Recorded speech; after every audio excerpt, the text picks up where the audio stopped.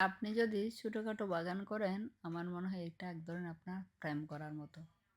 মানে সকাল বিকাল একটু দেখা করতেই হবে, সেরকম একটা কথা। আর এরকম দেখেন আমার গার্ডেনগুলা, আমি সকালে একবার, বিকালে একবার, দুপুরে একবার একটু গিয়ে কথা বলে আসি ওদের সাথে। একটু গিয়ে দেখে আসি, এই আর কি। কথা হচ্ছে যেই বয়সে যার সাথে প্রেম করা মানে। এখন হচ্ছে এগুলাই আমাদের জন্য মনে হয় অনেক কিছু। আর এদিকে আমি এখন আসলাম, আজকে একটু শুধু বাটার চিকেন রান্না করে নেব।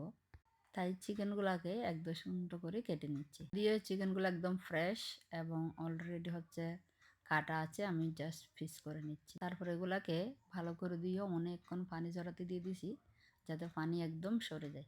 বাটার চিকেনে কিন্তু শুধু প্রথমে চিকেনটাকে যদি আপনি আদা বাটা, রসুন বাটা আর একটু রেগুলার মরিচের গুঁড়া, কাশ্মীরি লঙ্কার গুঁড়া, কালারটা ভালো আসার জন্য, আর হচ্ছে লবণ, আর হচ্ছে গরম মশলা, এগুলা দিয়ে ভালো করে একটু করে কিছুক্ষণ 10 মিনিটের মতো মেখে রাখবেন।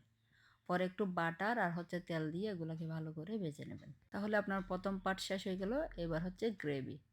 গ্রেভিতে আবারও আপনি বাটার দেবেন, সাথে একটু তেল দেবেন। দিয়ে আপনি এখানে পেঁয়াজ একটু ভালো করে ভেজে, পেঁয়াজ বেশি দিতে হবে না, জাস্ট আংশিক মাত্রা পেঁয়াজ একটু করে দিয়ে ওখানে সেম আবার আদা রসুন পেস্টটা ভালো করে ভেজে, এখানে আপনি যদি টমেটো দেন তাহলে কাঁচা টমেটোটা দিয়ে দেবেন। এটাকে ভালো করে হলে একটু ব্লেন্ড করে নেবেন। আর যদি টমেটোটা না দেন আর এরকম টমেটো পেস্ট থাকলে পেস্টটা দিয়ে দেবেন।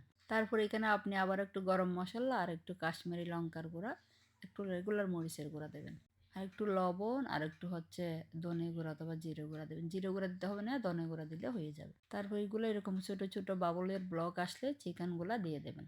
তারপর যেটা আপনার পুরো টেস্ট ফ্লেভার চেঞ্জ করে দেবে সেটা হচ্ছে আপনার হেভি ক্রিম। হেভি ক্রিমটা কিন্তু একটু বাড়িয়ে দিতে হবে। হেভি ক্রিমটা দেওয়ার পর ভালো করে মিক্স করে এখানে আবার আরেকটু বাটার দিয়ে দেবেন, কারণ এটা যেহেতু বাটার চিকেন, বাটারের পরিমাণটা একটু বেশি না থাকলে বাটার বাটার ফ্লেভারটা আপনি পাবেন না। তারপর ভালো করে মিক্স করে ঢাকনা দিয়ে দেবেন। 5, 6, 7 মিনিটের মধ্যে আপনার চিকেনটা হয়ে যাবে। আমি আর অয়ন শুনে এখানে কতগুলো অরেঞ্জ কুলে নিচ্ছি, এগুলো আমরা খাবো এখন। অয়ন নাকি অরেঞ্জ খাবে না, ও হচ্ছে আভাকাডো খাবে। তো ওর জন্য এদিকে আভাকাডোটা কুলে নিচ্ছি, দেখেন কত সুন্দর এবং খেতে কিন্তু অসাধারণ। যাই হোক, বাটার চিকেন হতো তো আমরা মা ছেলে একটু একটু করে খেয়ে নেব। এখন আমি অয়নকে একটু করে খাওয়াইয়ে দিচ্ছি। আর এদিকে দেখেন বাটার চিকেন রেডি। আমার মেয়েদের ধরুন 2-3 দিনের খাবার রেডি হয়ে গেছে। টাটা।